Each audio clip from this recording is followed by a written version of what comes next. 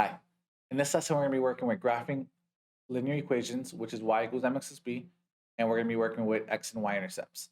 Hopefully, some of the words that you kind of read are words that you're familiar with from the past. So you ready? Let's begin. So remembering words that we've worked with in the past, slope-intercept is y equals mx plus b, where m is a slope and b is the y-intercept. This is essentially your number one equation when it comes to linear equations. Next, you have to remember y-intercept is your b. Why is that so important? Because we're graphing, we're going to be using an x and y table or graph in order for us to do it. And we always want to remember that the y-intercept, the b, is always going to be your starting point. That's where you start, that's the end of the equation. And then your slope, because it's graphing, is we're going to be using the concept rise over run. So you ready? Let's begin. So in the first example, it says directions, graph the equation below. The first thing I want you to notice that it's in y equals mx plus b. So because of that, I want you to tell me what the m is, and I want you to tell me what the b is. The m is 4, and the b is -3. However, isn't slope always a fraction? Rise over run, y2 minus y1 over x2 minus x1. So me leaving it as 4 is actually not going to help me out if I were to graph. Creating an equation, the 4 works beautifully. But when I'm trying to technically graph it, I want it to be a fraction. So how could I make 4 a fraction? I put over what? I put it over 1. So now I know I'm going to rise 4 and I'm going to run through 1.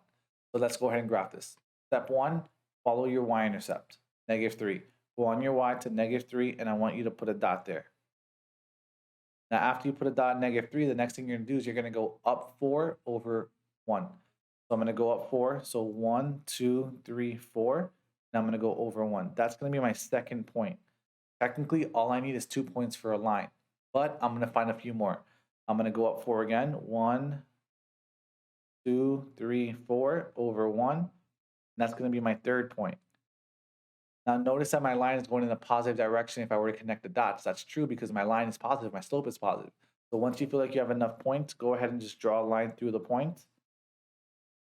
Put a line through it and some arrows so you know that you keep on going, and that's it, you're done.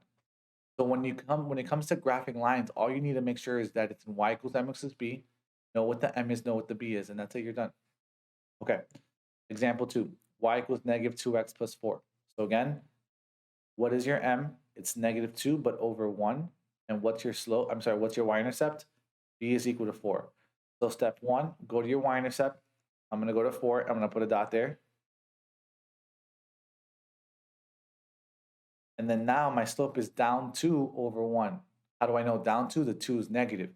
So I'm going to go down 2, and I'm going to go over 1. Again, I'm going to go down 2, 1, 2, over 1. Now the question is, why am I going down 2? Because 2 is negative. Why am I going 1 to the right? Because the 1 is positive, and I'm going to go in a positive direction. Now, if I were to connect my points, look what happens. What kind of line is this? It's a negative line. Does that make sense? Yeah, because what's your slope? Your slope is negative. So again, slope is going to be rise over run. You're either going to rise or fall depending on if it's positive or negative. That's it. You're done. So remember, step 1 is a y-intercept. Step 2 is my slope. Okay. Once you feel like you have the hang of it, try it. Try on your own. Pause the video, press play. If you're ready, I'll be here to answer the question. Okay. So in this one, same exact equation. Graph the equation below, y equals mx plus b. So my m is 1/2. Luckily for me, it's a fraction. I'm going to go up 1 over 2, and my b is going to be -4. So I'm going to go to -4 on the y, which is going to be down here. And then the next thing is my slope is up 1 over 2. So I'm going to go up 1 in a positive direction, over 2 to the right in a positive direction. That's my first point. I'm going to go up 1 again, over 2. And once you feel like you have enough points, which really all I need is 2 points, but I'm just doing 3 for fun, connect the dots. And that's it. That's my answer. Now, I want you guys to notice something too as well when you do this. I know I'm going up 1 over 2, but remember, you could do everything backwards. Just literally do the opposite. Instead of going up 1 in a positive direction, going over 2 in a positive direction, I can go down 1 in a negative direction and over 2 in the negative direction, and I still get another point. That's the beauty of rise over run. You can do the opposite and still end up on the same exact line. Okay, last one. Again, if you got that one right, awesome. Try this one on your own. If not, we'll do it together. So I'm here at -7. on my y-intercept, but I'm going to first label everything. So m is equal to -3/4, and my y-intercept, which is b, is equal to -7. I'm going to go to -7. I'm going to put a point. And now my slope is down 3/4. So I'm going to do that. Down 1, 2, 3. I'm almost at the end of the graph. 1, 2, 3, 4. And that's my point. Now notice, remember how we were doing 3 points? I can't do another point because there's no more graph. So I have to go back to my center, which is my y-intercept. And instead of going down 3, I'm going to go up 3. 1, 2, 3. But which direction am I going to go? I do everything backwards. So instead of going down 3, I went to the right. So now I'm going to go up 3 to the left. So I'm going to go to the left 4. I'm going to put a point there. And then because if you notice all the points are similar on the same line, connect the lines or connect the dots, put some arrows at the end, and that's my line. So when it comes to graphing equations, you want to make sure you do y equals mx plus b. Step 1 is going to be the y-intercept, and step 2 is going to be the slope. Treat slope as rise over run. Go up and over. If you can't go up and over, go down and over. And if you're running out of space, you can go the opposite directions by doing everything opposite. Not bad? Okay. So once we graph, that's the hardest you can get, as long as it's in that form. So the next step is going to be, how do we use and find x and y intercepts? Luckily for us, we know y intercepts already. It's when it crosses the y-axis. What about x intercepts? X intercepts is when it crosses the x-axis, also known as y is equal to 0. So I want you to always remember, when you have to find an x and a y-intercept, the opposite is always 0. So look at the coordinates that you have here. You have an x-intercept, which is right here. That coordinate is -2, 0. And look at the y-intercept. This one right here is 0, 2. Look what happens. When you find the x-intercept, the y is 0. When you have the y-intercept, the x is 0. It's always the opposite. So what I always want you to remember is when you're trying to find the x-intercept, y is 0. When you're trying to find the y-intercept, x is 0. It's always going to be the opposite every single time. Okay? Now, the last thing you want to remember that's kind of important when it comes to equations, you don't really use this formula that often, but it's something that does come about every now and then, and it's the word standard form of equation. The standard form of a linear equation is in the form ax plus by is equal to c, where x and y are on the same side, on the left side, and c, which is your number, is on the right side.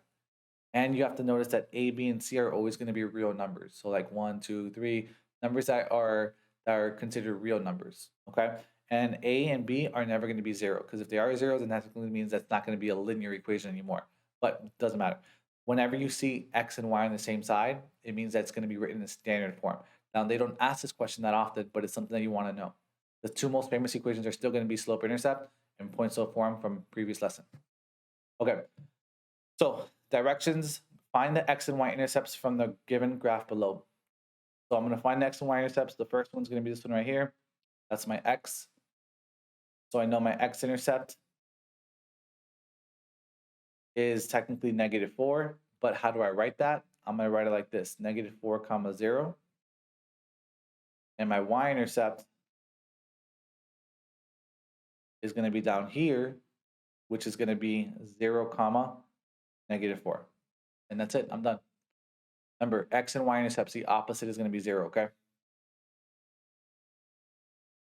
Example 6. I want you to try this one on your own. See if you can do it. Once you're ready, go ahead and press play, and I'll be right here. Okay, you ready? So step 1, find the x and y intercepts. X-intercept is going to be when it crosses the x-axis, which is going to be -2, 0. Remember, x-intercept, the y is 0. And for y-intercept, the x is 0, and it's going to be 0, 2. And that's it. How'd you do? Did you get it right? Hopefully you did. So now we move on to example 7. Now, example 7, it says directions. Find the x and y intercepts from the given equation below. And now it's a little bit different because now it's written in what form? Y equals mx plus b. That's kind of useful because if it's y equals mx plus b, technically -4 is the what? The y-intercept. But let's try to find it using algebra. Now, this is going to be the most algebraic type of problem that you're going to have in this lesson. So what I want you to always remember is when you're trying to find the x-intercept, y is equal to 0. So what we're going to do is we're going to substitute 0 in for the y. So look what happens. I'm going to have 0 is equal to 5x minus 4. And what happens is we're going to use algebra to solve it. So I'm going to go ahead and add 4 to both sides. And I'm going to get 4 is equal to 5x. And last step, you guys know already, we're going to divide by 5. And that's going to give me x is equal to 4 over 5. So my x-intercept is going to be 4 over 5, comma 0. Not as basic as before, right? Because we're using algebra. Now, in the next one, we're going to go ahead and find the y-intercept. Well, when I find the y-intercept, what does x equal? X is equal to what? 0. So look what happens.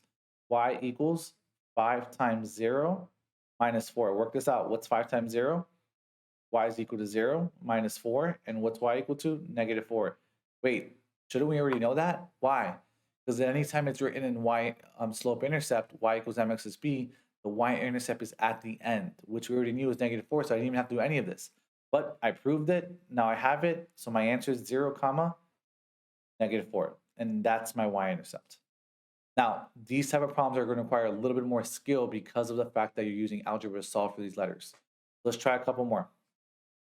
Directions. Find the x and y intercepts from the standard equation below. So again, same setup. You ready?